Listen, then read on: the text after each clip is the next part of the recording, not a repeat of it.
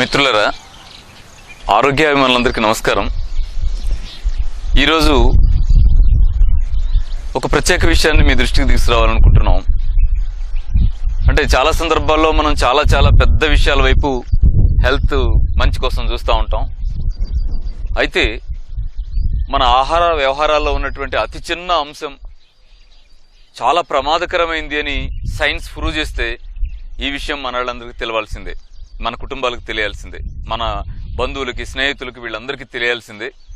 మీ దృష్టికి తీసుకొస్తాను చూడండి. ఎంత ఆశ్చర్యం అనిపించిందంటే, టీ తాగితే క్యాన్సర్ వస్తుంది అంటే, టీ తాగితే క్యాన్సర్ వస్తుందా? ఇదేం మాట? అంటే మన సమాజంలో టీ తాగని వాళ్ళు ఎవరు? చాలామంది టీ తాగుతున్నటువంటి సమాజంలో టీ తాగితే క్యాన్సర్ వస్తుందంటే అది ఎంత ఆశ్చర్యకరంగా, నమ్మశక్యం కాని మాటగా ఉందంటే, కానీ అది నిజమని తేలితే, ఎందుకంటే ఎందరో మాకు ఏ అలవాట్లు ఇవ్వండి క్యాన్సర్ వచ్చింది, ఎట్లా జరిగిందని బాధపడుతున్న వాళ్ళు ఎందరండి? అనేక మంది వస్తూ ఉన్నారు సలహాల కోసం. కానీ ఒక ఆశ్చర్యకరమైన విషయం ఏంటంటే, మీరు ఏ ప్రమాదకరమైన అలవాట్లలో కాదు, టీ తాగే అలవాటు ఉంటే క్యాన్సర్ వస్తుంది అని చెప్పి సైన్స్ ప్రూవ్ చేస్తూ ఉంది, మోడర్న్ హెల్త్ సైన్స్ ప్రూవ్ చేస్తూ ఉంది అనే విషయాలు జనరల్స్లో ప్రచురితం అవుతూ ఉంటే, ఇది అన్యాయంగా, ఆశ్చర్యం కాదండి, చాలా అన్యాయంగా అనిపిస్తూ ఉన్నటువంటి సత్యం ఇది. ఎందుకంటే ఇదేం మీకు తెలుసు, టీ తాగడం అనగానే టీలో కెఫిన్ ఉంటుంది, అది మత్తు కలిగిస్తుంది, నరాల మీద నెగిటివ్ ప్రభావం కలిగిస్తుంది, కాబట్టి వద్దండి అని మనం చిన్నప్పటి నుంచి వింటా ఉన్నాం. చాలామంది ప్రముఖులు ప్రజల ఆరోగ్యాన్ని కాపాడటం కోసం ప్రయత్నం చేస్తున్నటువంటి మిత్రులు అనేక మంది ప్రచారం చేస్తూ ఉంటే మనం వింటూ ఉంటాం. అయితే ఆశ్చర్యకరంగా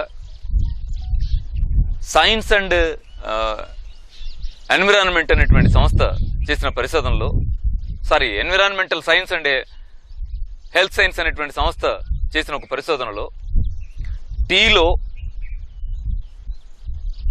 మీకు లెడ్ ఎక్కువ ఉందని తేలితే, ప్రమాదకరమైన మాంగనీస్ ఎక్కువ ఉందని తేలుంటే, టాక్సాలజీ అనేటువంటి అమెరికన్ సంస్థ ప్రచురించినటువంటి ఒక అధ్యయనంలో లెడ్, మాంగనీస్, అల్యూమినియంతో పాటు ఫ్లోరైడ్ ఎక్కువ ఉందని తేలితే, ఇదేంటండి అంటే లెడ్ ఎక్కువ ఉంటే ప్రమాదం అని మనకు తెలుసు, కానీ టీలో లెడ్ ఎక్కువ ఉందని మనకు తెలియదు. మాంగనీస్ ఎక్కువ ఉంటే మోతాదుకు మించితే డేంజర్ అని మనకు తెలుసు, కానీ ఆ టీలోనే మాంగనీస్ ఎక్కువ ఉందని మనకు తెలియదు. ఫ్లోరైడ్ ఎక్కువ ఉంటే ప్రమాదం అని తెలుసు, కానీ టీ పొడిలో ఫ్లోరైడ్ ఎక్కువ ఉంటుందని మనకు తెలియదు. అలాగే అల్యూమినియం ఎక్కువ ఉంటే డేంజర్ అని మనకు తెలుసు, కానీ టీలో అల్యూమినియం ఎక్కువ ఉందని మనకు తెలియదు. ఇంకా ప్రమాదకరమైన, ఆశ్చర్యకరమైన, భయంకరమైనటువంటి సత్యం ఏంటంటే, క్యాన్సర్ కారకం అని చెప్పి ఈ మధ్య కాలంలో అమెరికన్ సుప్రీంకోర్టు గ్లైఫోసైట్ అనే పురుగు మందుని నిషేధించిందని మీ అందరికీ తెలుసు. ఎందుకంటే పేపర్లలో పెద్ద హెడ్డింగ్స్తో మనం చూస్తున్నాం. కానీ అది వచ్చిన వెంటనే భారతదేశ సెంట్రల్ గవర్నమెంట్ స్పందించి పంటల్లో గ్లైఫోసైట్ అనేటువంటి ఆ హెర్బిసైడ్ని వాడద్దు, కలుపు మందుని వాడద్దు అని నిషేధించింది. దాన్ని మనం రౌండప్ పేరుతో పిలుస్తూ ఉంటారు మన రైతులు. దాన్ని వాడటానికి వీల్లేదు, క్యాన్సర్ కారకం అని నిషేధించింది. కానీ ఇప్పటికి కూడా అత్యంత ప్రమాదకరంగా, భయంకరంగా ఉన్న సత్యం ఏంటంటే, భారతదేశపు కాఫీ, టీ తోటల్లో గ్లైఫోసైట్ను వాడటం మీద నిషేధం ఏమీ లేదు. మనం మాట్లాడుకుంటున్న ఈ సందర్భంలో కూడా గ్లైఫోసైట్ అనేటువంటి కలుపు మందుని కాఫీ, టీ తోటల్లో వాడుతూనే ఉన్నారు.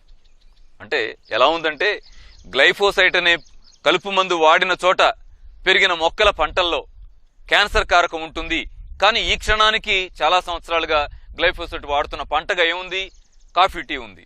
ఆ కాఫీ, టీ అంటే మన సుప్రీంకోర్టు తీర్పిచ్చింది ఏంటి? ఈయన గ్లైఫోసైట్ ప్రభావం వల్లే క్యాన్సర్ వచ్చింది అని ఒక ప్రముఖ కంపెనీకి వాళ్ళు ఏదో నష్టపరిహారం వేశారు. అంటే ఏ ఇంట్లో టీ తాగట్లా మనం, ఏ ఇంట్లో కాఫీ తాగట్లా మనం? కాఫీ తాగుతూ ఏమనుకుంటున్నామంటే, కెఫిన్ ఎక్కువ ఉందిలే, అయితే ఏమవుద్దులే, రిలీఫ్ వస్తుంది కదా అని అనుకుంటున్నామే. కానీ దాంట్లో గ్లైఫోసైట్ అనేటువంటి క్యాన్సర్ కారకం ఉందని, లెడ్ ఉందని, సీసం ఉందని, మాంగనీస్ ఉందని, అల్యూమినియం ఉందని, ఇవన్నీ కూడా మోతాదుకు మించి ఉన్నాయండి. అది నేను చెప్తున్న ప్రధానమైన అంశం. ఇది సైన్స్ సంస్థలు 38 ప్రముఖ టీ బ్రాండ్స్ మీద పరిశోధన చేసి ప్రూవ్ చేసినటువంటి సత్యాలు ఇవన్నీ కూడా. ఇవన్నీ మన వాళ్ళకి తెలవాల్సి ఉంది.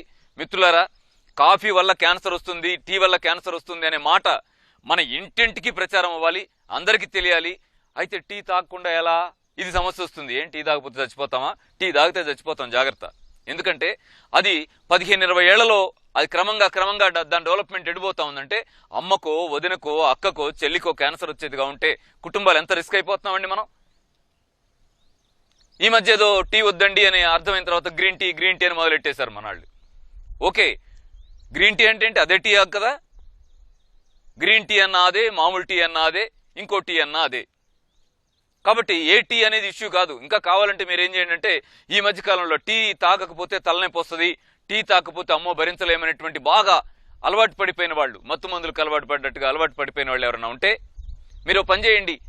తులసాకులు 4 నీళ్లలో వేసి వేడి చేసి దానిలో కాస్త తేనె నిమ్మరసం కలిపి తాగేయండి. తులసి టీ అద్భుతంగా ఉంటుంది. వేడి నీళ్లలో కాస్త పుదీనా ఆకు వేయండి, కాసేపు మరగబెట్టేసి దాంట్లో తేనె నిమ్మరసం వేసి తాగండి. పుదీనా టీ అద్భుతంగా ఉంటుంది.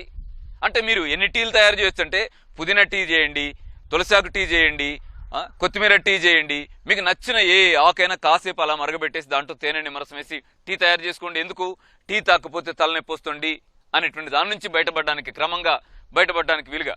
అందుకే మీరు ఈ టీ తాగుతున్నారా, గ్రీన్ టీ తాగుతున్నారా, బ్లాక్ టీ తాగుతున్నారా దానికి సంబంధం లేకుండా ఇంత చిన్న అంశం క్యాన్సర్ తెస్తూ ఉంటే మీరు తాగిన తప్పే మనాళ్ళు చెప్తారు. చిన్నపిల్లలకి టీ వద్దు, కాఫీ వద్దు, నాన్న మీరు తాగొద్దులే అని. అంటే చిన్నపిల్లలు అయితే తాగొద్దు, పెద్దవాళ్ళు అయితే తాగేయచ్చా? చిన్నపిల్లలు ఎందుకు తాగొద్దు అన్నారు మీరు? ప్రమాదమనేగా. ఆ ప్రమాదం మీరు అనుకుంటున్నటువంటి కెఫిన్ మోతాదులో లేదు, గ్లైఫోసైట్ మోతాదులో ఉంది. మిత్రులారా, ఈ అంశాన్ని ప్రతి ఇంటికి తీసుకెళ్లాలని, ఆరోగ్య ఉద్యమంలో మన కుటుంబాన్ని మనం కాపాడుకోవడం కోసం మీరంతా సైనికులుగా పనిచేయాలని, ఎవరికి వాళ్ళు ఆ టీలో ఉన్న ప్రమాదాన్ని మన కుటుంబాలకు వివరించాలని మనస్ఫూర్తిగా మీరు అలా చేస్తారని కోరుకుంటా ఉన్నాను.